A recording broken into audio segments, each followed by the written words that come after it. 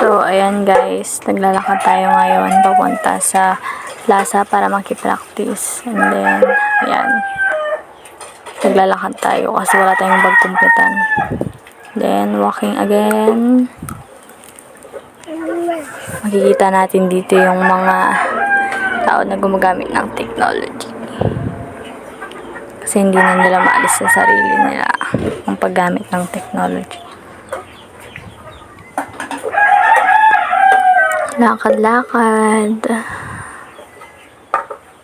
hanggang sa makarating sa mga ka-groupmates para sa roleplay sa NSTP.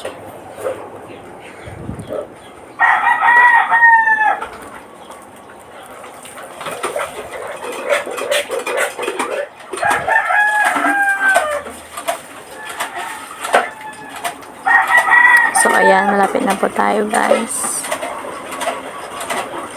Yan po yung view sa plaza. As you can see, maganda po.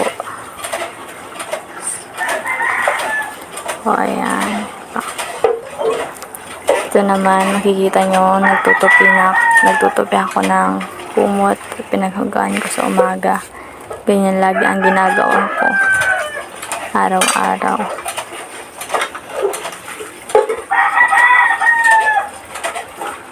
Diba ta? Dito sa may mesa, banda. Alisin ko lang yung mga libro dyan. Para hindi masyadong makalat.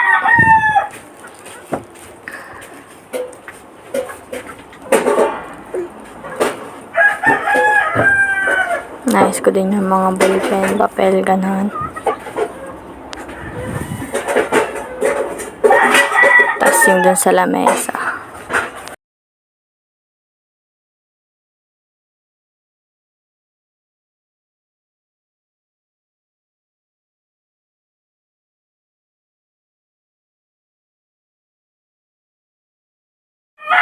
So, ayan, patuloy pa rin sa paglilinis ng bahay, ng kwarto, para mapanatiling malinis ito.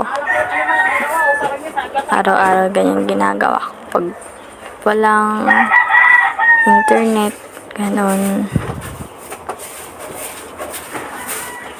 Burn out, ganon. Kahit di naman burn out, ganyan pa rin.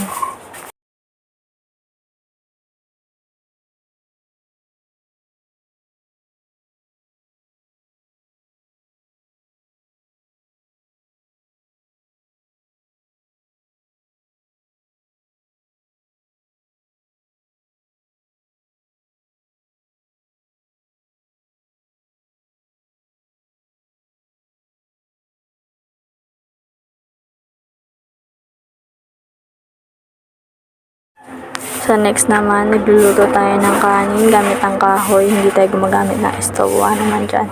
Tapos, nagwawalis para malinis ang paligid.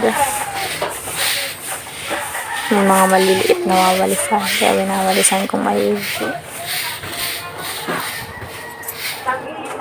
And then, sa Town Plaza na.